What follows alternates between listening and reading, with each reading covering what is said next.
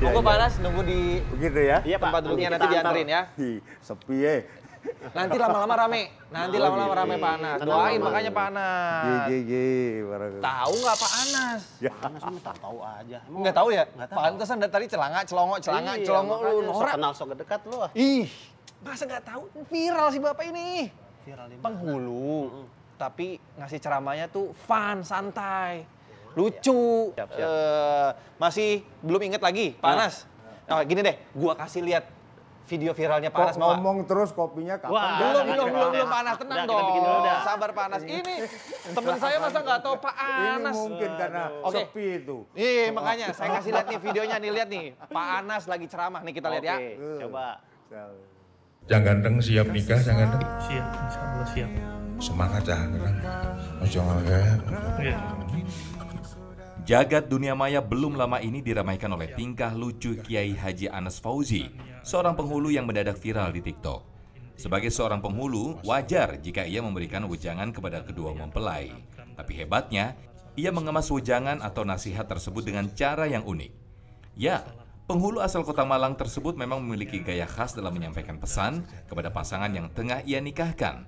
Tak jarang pesan yang ia sampaikan mengundang gelak tawa hingga tetes air mata dari mereka yang mendengarkannya.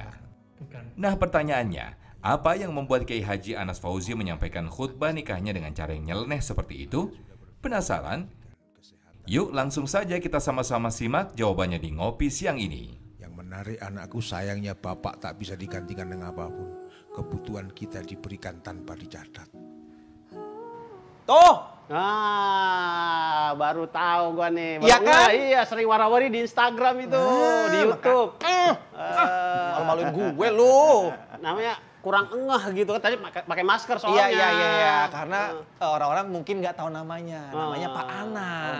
Oke. Begitu lihat mukanya, oh saya tahu nih Pak Wah, Anas. tamu spesial nih, tamu pertama kita ini. Sehat Pak Anas? Alhamdulillahirabbil alamin. Alhamdulillah. Gimana rasanya jadi orang viral Pak Anas? Nggak ada rasanya. Nggak ada rasanya. Sebenarnya Iya. Pak Anas ini orang mana sih Pak Anas? Orang Malang, asli Malang. Oh asli Malang, Malangan. Jawa Timur. Iya. Iya. Arema nih. Arema, betul. Kenapa sih Pak Anas kalau boleh tahu jadi penghulu tapi kok kayak nggak serius gitu? Kenapa sih Pak Anas? Penghulu Kan nggak padahal serius. sakral tuh pernikahan Pak Anas. Artinya penghulu nggak serius gimana? Nah itu dia, gimana tuh Pak Anas?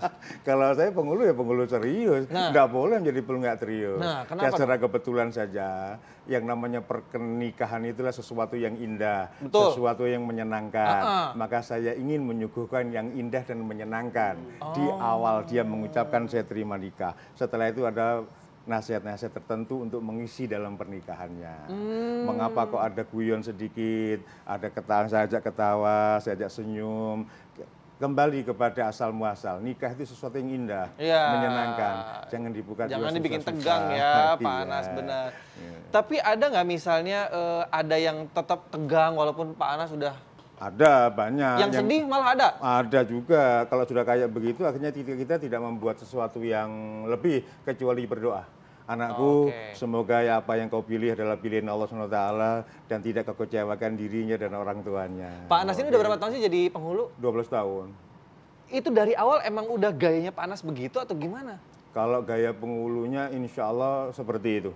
Dari Sejak awal, dulu, bukan sejak karena Pak Anas sudah terbiasa nih, udah tahu lapangan kerjanya seperti ini, jadi santai aja deh. Oh Atau- enggak, ya kita terus improvisasi, kemudian inovasi. Inovasi, Sebab benar. apalagi di zaman-zaman milenial kayak begini ini, Iya. untuk ngaji kan sengkan-sengkan enggak ada waktu kayaknya. Iya, Maka iya, saya iya. berikan sedikit walau padat, itu saya berikan sedikit. Iya. Tapi Tapi tetap ada. responnya para pengantin gimana? Mungkin kalau untuk kaum millennials Iya. senang-senang aja, santai-santai aja. Tapi kan ada Iya. nih orang tua yang mungkin masih konvensional Iya. gitu. Malah kritik atau mengeluh Oh atau tidak, gimana? sampai hari ini belum pernah ada yang kritik atau mengeluh kecuali merangkul, menangis dan mengatakan terima kasih nasihat. Wih, luar biasa. Coba Iya, kasih iya. sedikit deh, sedikit aja yang suka dipakai ini materinya Pak Ustadz. Begitu ya. Yang lucu nih. Gitu. Anakku pandang sebelah kirimu. Oh. Yang ganteng pandang sebelah kirimu. Oke. Cantik dia. Cantik Pak Ustadz. Kau mencintainya. Aku mencintainya Pak. Itu titipan Allah untuk kau senangkan hatinya. Masya Allah. Ih, Jangan gitu ya. kecewakan dia. Jangan sakiti dia. Ajak dia bertemu Siti Khadijah di surga. Wih, Ajak dia ketemu Siti Aisyah di surga. Masya Allah. Berikan perhiasan dalam kehidupan rumah tanggamu bersamanya. Berikan dia uang setiap hari, uang belanja. Nanti berikan dulu. dia permata gitu-gitu nggak Pak Ustadz? Udah pakai. Nggak pakai. Sebab keduanya kan siap untuk membangun rumah tangga. Iya, Tidak itu. membangun rumah makan. Yo jangan dong. Aduh Ji, lu pasti ngeliat Pak Ustadz jadi pengen nikah lagi kan? Jadi pengen ngulang lagi nih. Nah, gitu. Tapi nggak tahu ngulang yang yang sama apa enggak nih. Ji, gua tes. Lu masih inget nggak izinnya waktu mau nikah gimana doanya? Ayo lu. Aduh, berapa tahun ya? Dari ungkapan-ungkapan Sampai yang bingung. ringan itulah menjadikan senangnya orang tua dan senangnya pengantin. Iya. Karena ya saya merasakan sendiri kalau pas Gitu. lagi mau menikah itu tegang, Iya, takut salah iya. baca doa gitu atau ikrar segala macam, dibuatlah santai. Sangat nyantai. Iya. Ya sama dengan Cahayu, pandang sebelah kanan, pandang sebelah kanan. Iya, karena Ya, Lihat suaminya yakin itu adalah pemimpin dalam hidupmu sekarang dan akan datang. masa ditanyain lagi Pak Ustadz? Oh iya, artinya yakin kau menerima cintanya, Heeh. kau rawat sayangnya. Kalau tiba-tiba dia, Dengan saya nggak taat yakin Pak, kepadanya. gimana? Hah? Kalau dia jawab, saya nggak yakin Pak, Nggak gimana? mungkin karena sudah kadung pakai baju. Ji, lu kan nikah muda, Ji. Sini, Nah. bawa kopinya ke sini, Ji. Siap. iya. Fauzi ini teman saya nikah umur Fauzinya 23. namanya sama, Anas Fauzi. Oh iya, nah berarti lu harus nikah lagi, Ji. Enggak di bercanda Pak Ustadz. Oh iya, paham. Ji, Iya. lu nikah umur 23 kan? 23, betul Bang. 23. Pengantin termuda yang pernah dinikahin sama penghulu Pak Anas ini siapa? Pernah dan mudah-mudahan tidak terulang. Saat itu sudah hamil 2 bulan, usia 12 tahun. Aku kaget. Silakan Pak Ustadz. Dan mudah-mudahan itu terjadi. Itu sudah sangat lama dan alhamdulillahirobbilalamin kedewasaan cara berpikir kita para anak-anakku, saudaraku, santriku, siswaku dan semuanya alhamdulillah sudah lama ada perkembangan baik. Jadi menikah di bawah umur 16 tahun saat itu masih ada 3, 4, 5 orang melalui peraturan pemerintah tahun 19. Kemudian dinaikkan minimal nikah 19 tahun. 19 tahun. Kedewasaan menjadi lebih cepat, lebih cukup dan lebih kuat. Oke. Alhamdulillah anak-anak kita sudah mengarah menjadi lebih baik. Oke, berarti 23 masuk umur lu. Masuk ya. Masuk. Nah, di bawahnya 15 boleh tuh. Kenapa Saat semangat itu, banget? sekarang nggak boleh. Mau nanya Berarti nih, bener, gua nggak salah Iya, nih. mau nanya nih. Ya. Nah, Pak gimana? Ustadz. Bagus pertanyaan lu, Ji. Belum nanya Bang, belum nanya. main bagus aja. Jadi Pak Ustadz emang ciri khasnya Pak Ustadz jadi penghulu tuh begitu atau memang seharusnya Serius gitu? Atau gimana? Saya tidak mengerti. Ya itu jalan begitu saja. Oh, oke, Adapun oke. lantas menjadi ciri khas saya kata orang, keunikan kata orang. Ya terima kasih sebuah perhatian saja. Intinya tetap semoga manfaat. Viral tahun berapa nih, Pak? Ya viral di tahun 2020 ya. 2020. Setelah viral 21, itu 21. jobnya makin banyak atau gimana? Ya begitu, semakin banyak. Alhamdulillah. Kalau Termasuk boleh ini. nanya nih, Ah, udah iya. berapa pasangan pengantin yang sudah dinikahkan sama? Insya Allah kurang lebih 5 sampai 6 ribu mantin. Masya Allah. 6.000 Pak. Iya, insya Allah. Kenapa sih? Biasa aja, Ji. Mau nikah lagi? Ayo, Bu Andre, ayo.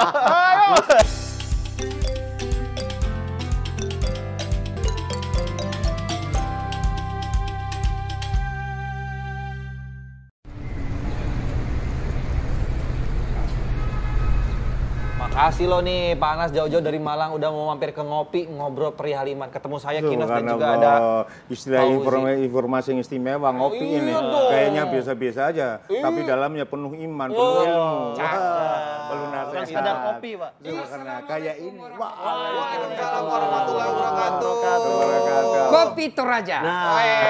Sebentar. Kalau ada nih. Pak Ustadz, boleh ngaduk ke kamera Pak Ustadz? Saya mau kasih pantun buat Pak Ustadz, boleh? Ya. Bunga sekuntum dimasak sampai mateng. Assalamualaikum Pak Ustadz ganteng. Saya juga pantun. Kasih Pak Ustadz. Lewat batang padi jerami. Cakep. Padi dipanen di pagi hari. Artinya? Niat hati berpoligami, Wes. apa daya takut istri. Saya paling nyerah sama Pak Ustadz. Ada lagi kalau lanjutannya. begitu. Ada lagi. Cakep. Burung cendrawasih terbang tinggi. Cakep. mencari makan di pagi hari. Artinya Pak Ustadz? Bukan kami takut istri, Ya. cuma istri lebih berani. Istri saya nonton. Pak Ustadz silakan pesen kopi dulu. Kopi Toraja. Kopi Siap. Toraja. Seperti biasa. Oke, Pak Ustadz Oke, silakan Pak Ustadz. duduk. Kebetulan ini ada tamu spesial Pak Ustadz. Ya, ingat, tidak ada yang kebetulan di dunia. Selalu. Ini sudah diatur oleh Diatur Allah. sama Allah ya. Apa nih yang Jadi ini namanya panas-panas, ini kenalin. Iya. Ustadz Dasat Latif, pasti kenal dong. Oh, pernah. Ya, Alhamdulillah. Pak Anas. Iya. Ya, Ini jadi Pak Anas ini adalah penghulu sekarang lagi viral Pak Ustadz. Duduk. silakan. Penghulu? Iya penghulu. Wih, keren. Pas banget nih. Masih ada belangko kosong? Enggak dong.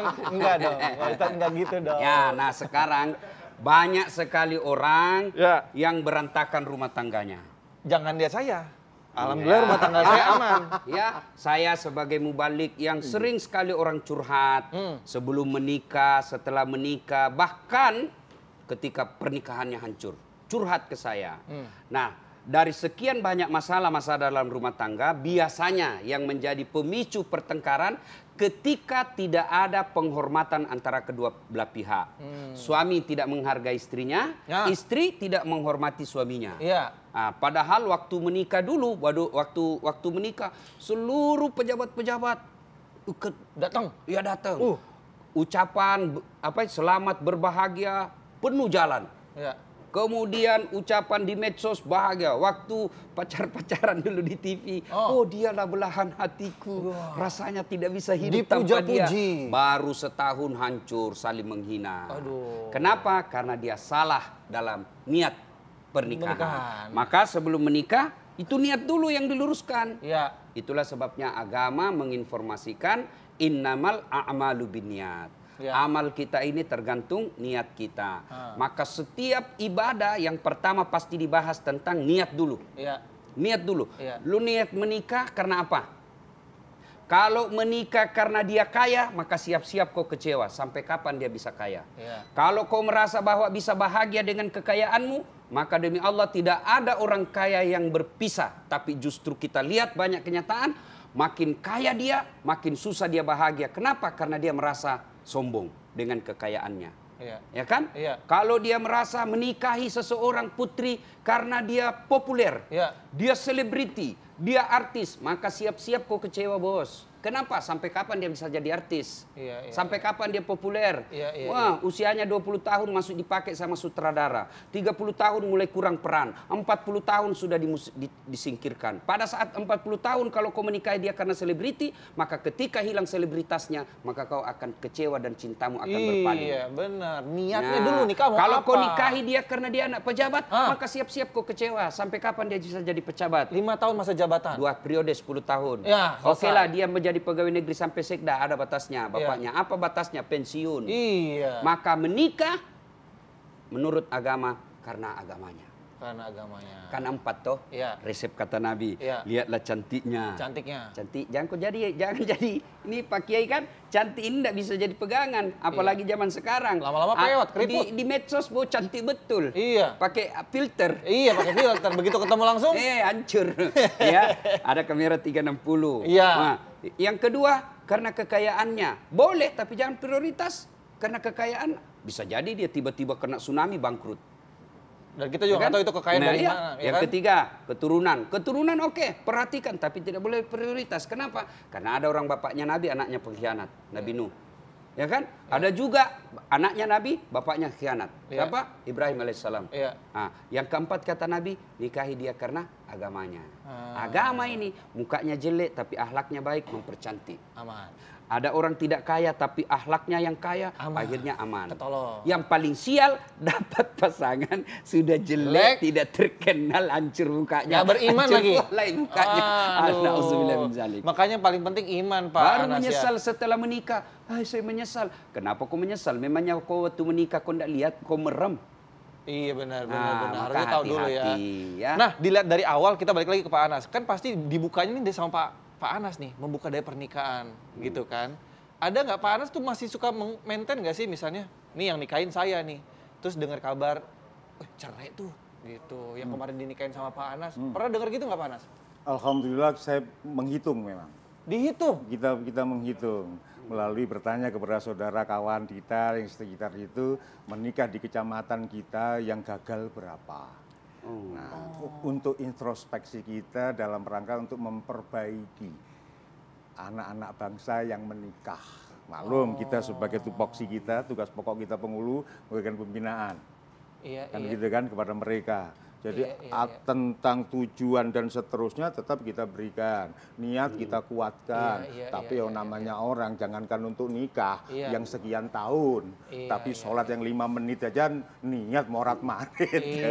Nah dari situ tetap kita berikan pembinaan. Sehingga kita bertanya kepada saudara kita, tokoh-tokoh masyarakat. Alhamdulillah kalau sampai hari ini yang bercerai di Lolowaru tidak besar di kecamatan saya, tidak besar. Dalam sebulan itu bukan mereka yang menikah di zaman ketika kita.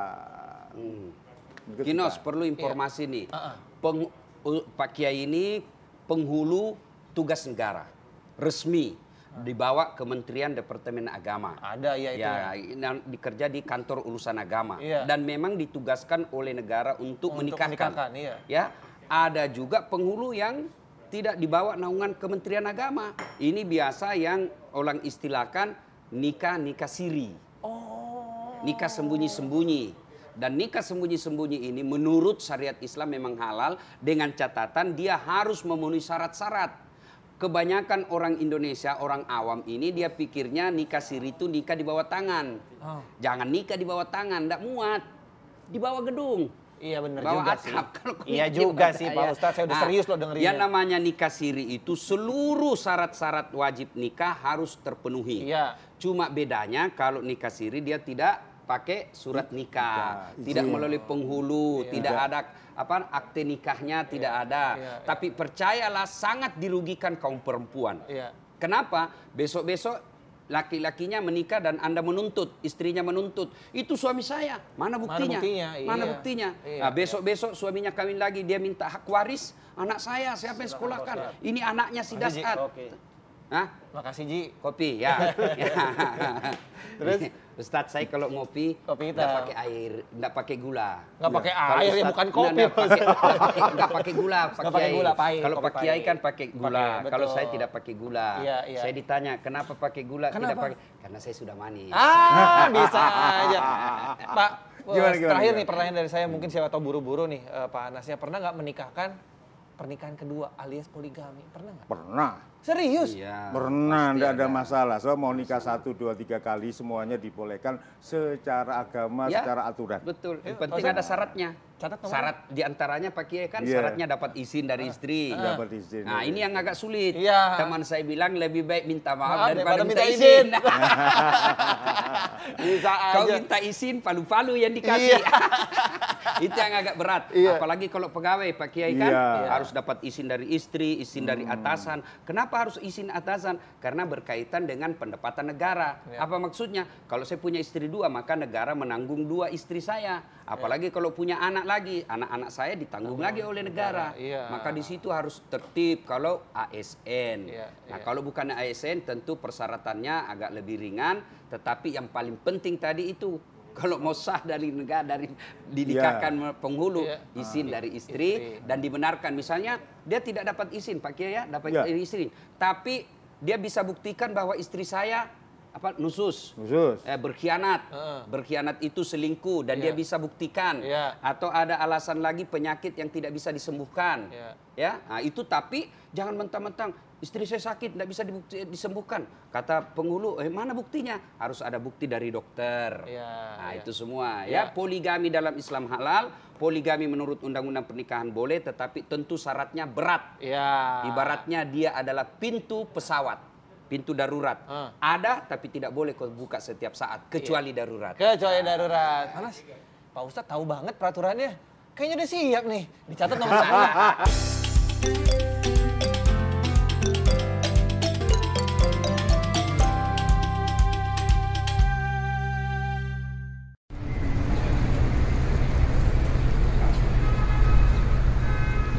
Nah Pak Ustadz, ini kalau kita sudah ngomongin pernikahan nih, kita ngomongin dalam perjalanan atau mungkin OTW dalam setelah menikah gitu, ketemu sama penghulu segala macam.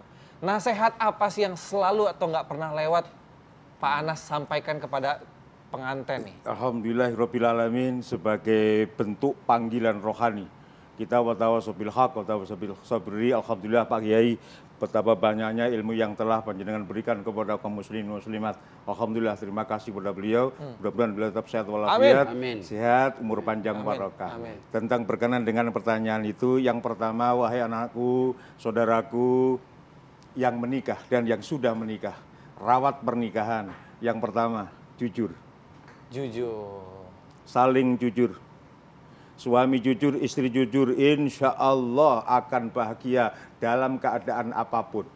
Seperti tadi Pak Yai Desa telah sampaikan, muka rusak, tapi kalau jujur insya Allah terpelihara kebahagiaan.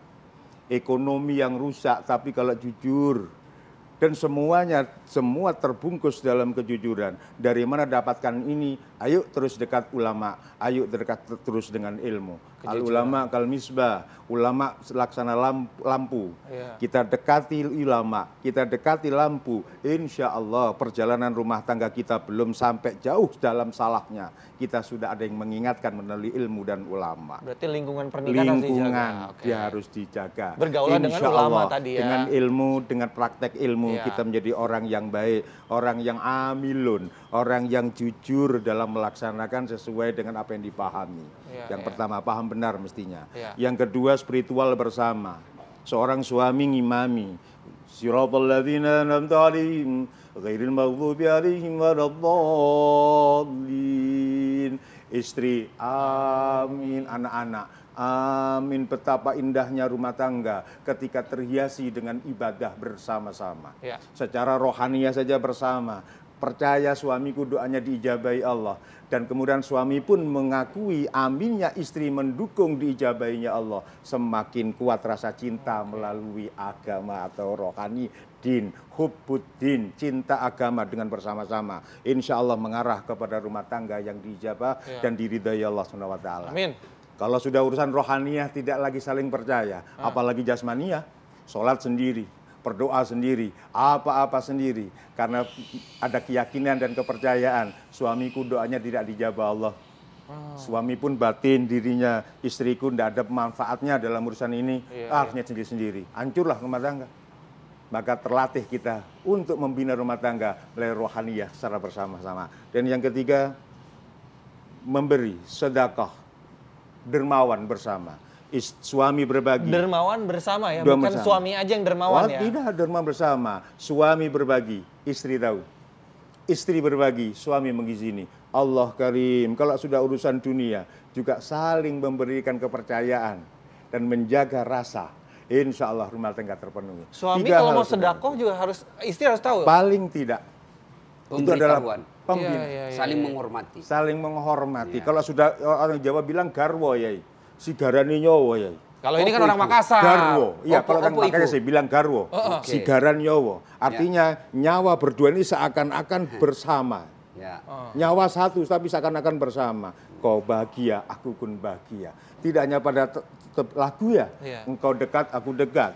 Engkau jauh, kau jauh. Kan tidak hanya sebatas itu kepada Tuhan.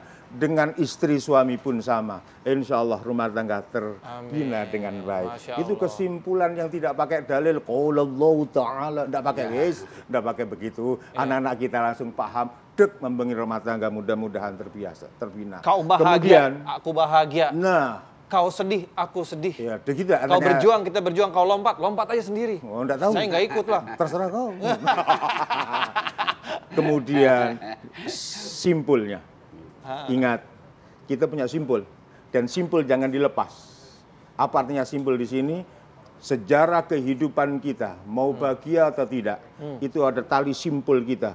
Apa itu? Ibu kita. Orang tua. Orang tua kita. Masya Allah. Kita terlahir tidak langsung kaya. Kita terlahir tidak langsung pintar. Nggak langsung cantik. Gagah, menawan, menarik. Semua ada proses dalam perut ibu. Sekian bulan sayang ibu luar biasa. Terus terselimuti dengan doa ibu dan harapan ibu yang baik. Sugih anakku nak.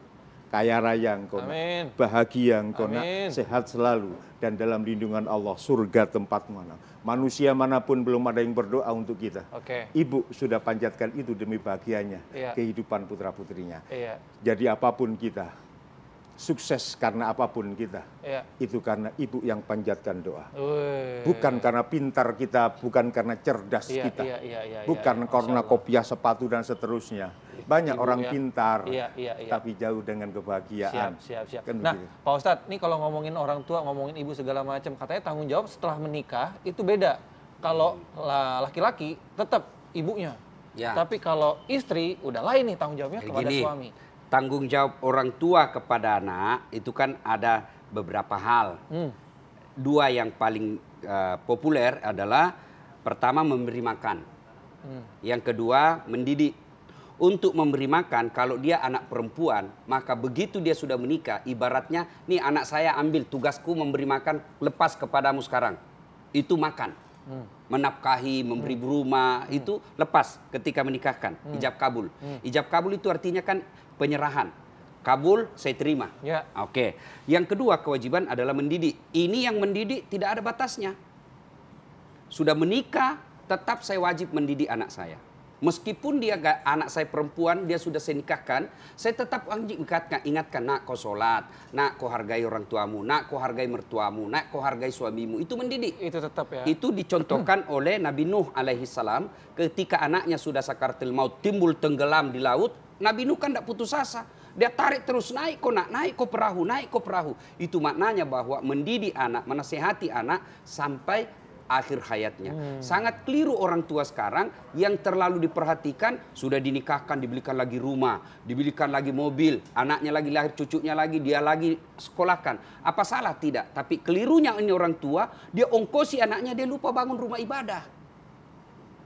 Ini yang jadi masalah orang tua. Ketika dia ongkosi anaknya dari kecil sampai menikah, sampai setelah menikah, sampai punya cucu, masih dia ongkosi hidupnya. Tidak salah, tapi keliru orang tua yang begini ketika dia tidak punya duit untuk membangun rumah ibadah. Jangan sampai dia sibuk, iya kalau dia ingat kita ketika dia meninggal. Kalau enggak, anak yang diharapkan doakan kita ketika sudah dikubur, wah ternyata dia tidak pernah lagi ingat orang tuanya sudah dalam kubur. Maka demi Allah, rumah tangga yang selalu melupakan orang tuanya tidak bakal kau dapat kebahagiaan. Gimana ceritanya? Seperti dikatakan Pak Kiai tadi, siapa yang doakan kita dunia akhirat? Ibu kita. Lalu setelah dewasa dan punya berkeluarga, apalagi lebih takut sama istrinya. Woi, berhenti kau jadi laki-laki.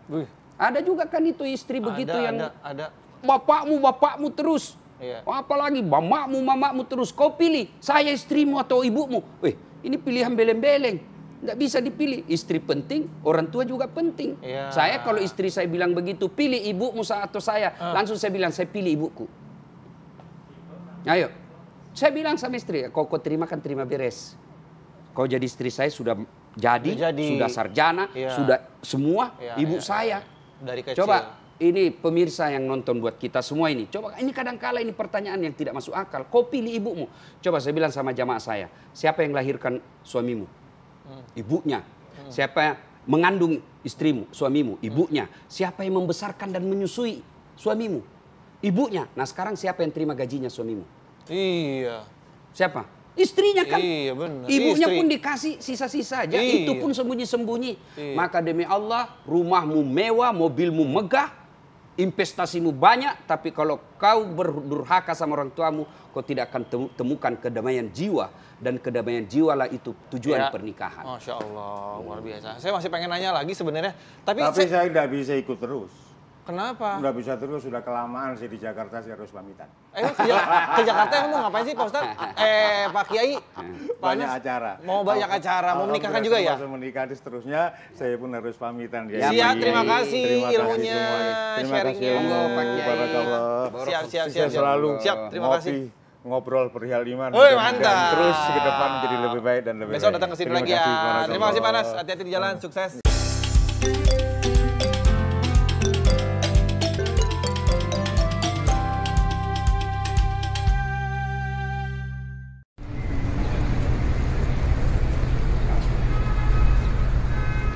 Pak Ustadz ngomongin nikah muda lagi nih sebelum Pak Ustadz jawab lengkap dan panjang ya. Nikah muda itu berdasarkan umur atau kesiapan mental Pak Ustadz? Jadi gini, kita sebagai warga negara Republik Indonesia terikat oleh dua aturan. Pertama, aturan dari negara yang khusus tentang pernikahan ini ada disebut Undang-Undang Pernikahan. Ya.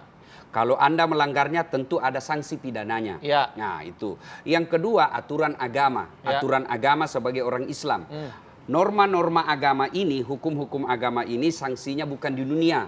Ya. Tapi keyakinan kita sanksinya adalah kehidupan akhirat. Oh. Dan sebagai orang beriman percaya apa yang dilanggar hukum agama pasti berdampak pada kehidupan dunia kita. Ya, otomatis. Meskipun tidak bisa dikalkulasi. Ya. Beda kalau Anda melanggar hukum pidana, ada langsung kelihatan sanksinya. Ya. Apa sanksinya? Di penjara misalnya, Ya. kan? Atau denda, Nah, gitu sekarang ya. berbicara tentang pernikahan usia muda, ini dalam undang-undang pernikahan ada syaratnya. Tidak boleh menikah seorang lelaki perempuan apabila usianya di bawah 17 tahun. Ini ngomongin umur nih. Ya 17. umur ada angkanya, Iya, angka ya. iya. Tetapi percayalah saudaraku, kematangan jiwa seseorang itu bukan dari umur. Iya. Dan itu telah Setuju. dicontohkan oleh Rasulullah Muhammad SAW. Beliau menikah dengan wanita yang sangat dewasa, bahkan umurnya lebih tua dari Rasulullah, Khadijah. Dan itu tidak ada masalah. Dan Khadijah lahir mempersembahkan beberapa orang anak kepada Rasulullah. Dan Rasulullah pun terbukti beliau semenjak menikah dengan Khadijah tidak pernah berpoligami. Tidak pernah tertarik dengan wanita lain. Nah, itu contoh wanita yang... Ji. Oh, ngomongin nikah muda langsung ke sini dia. Dia nikah deh. muda Pak Ustadz. Lanjut Pak Terus Ustadz. saya Tanya juga nih, tuntaskan Pak Ustadz. dulu. Improve Iya. kita. Nah, itu tadi contoh wanita yang dewasa. Ya, Artinya umur, jumlah umurnya tinggi. Ya, ya. Kemudian Rasulullah juga Allah takdirkan menikah dengan wanita yang umurnya jauh lebih rendah. Lebih muda. Yaitu Aisyah. Iya. Aisyah itu dinikahi oleh beliau usia 6 tahun. Nanti diambil, ada sejarah nanti diambil Rasulullah setelah mulai ke usia 9 tahun. Dan juga tidak ada masalah. Rasulullah menikah dengan wanita dewasa, tidak ada masalah. Wanita menikah dengan usia muda juga tidak ada masalah. Berarti bukan jumlah umurnya yang jadi masalah kalau kita berteladan kepada Rasulullah. Berarti yang ada adalah kematangan jiwa. Dan itu sangat terkait dengan keluarga. Ada orang usianya 25 tahun, 30 tahun, tapi tidak bisa bersikap dewasa. Masih kekanak-kanakan. Kenapa? Karena dari rumah tangganya memang mendidiknya kekanak-kanakan. Ngantar sekolah, jemput sekolah, di rumah dipersiapkan makan, sampai di rumah sampai sudah kuliah masih dipersiapkan makan, diantarkan masuk makan ke kamarnya. Kapan dia dewasa? Nggak bisa mandiri dia. Akhirnya usia 30 tahun pun dia nggak bisa dewasa. Bukan umur yang menentukan orang kedewasaan. Itulah sebabnya dalam Islam usia balik itu tidak ada penentuan bahwa balik itu 19 tahun, balik itu 17 tahun, tidak. Balik itu jiwanya. Baliknya bagi laki-laki adalah mimpi basah. Ya, mimpi basah. Dan biasanya anak remaja lelaki itu mimpi basah ketika dia sudah berpikiran dewasa. Remaja dia berpikir mulai berpikir hal-hal yang dewasa. Dan umurnya beda-beda tuh Pak Ustadz. Iya, ada orang yang mimpi basahnya 12 tahun, ada yang 8 tahun, tergantung dari dia nonton-nonton di medsosnya. Terlalu sering nonton-nonton film-film dewasa, akhirnya mikirnya juga cepat dewasa. Perempuan ciri baliknya bukan 17 tahunnya, 18 tahun, tidak. Tapi apa? Dari baliknya itu dari haid. Haidnya, menstruasi. Ada yang haid 7 tahun, ada yang haid 9 tahun, ada juga yang 11 tahun.